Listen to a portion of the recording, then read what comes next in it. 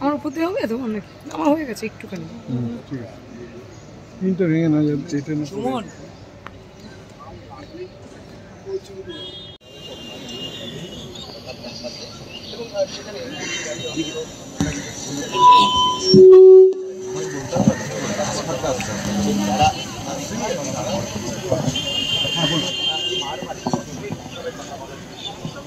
বিশ্বরূপ বাবু ওনার নিজের লেখা একটি কবিতা পাঠ করছেন।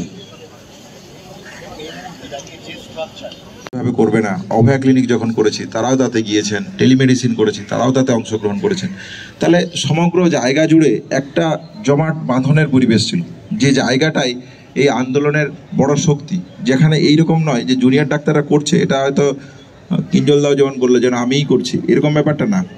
তাহলে junior doctor, senior, sister, paramedical ছাত্রছাত্রী, নার্সিং পড়ুয়া প্রত্যেকে যেভাবে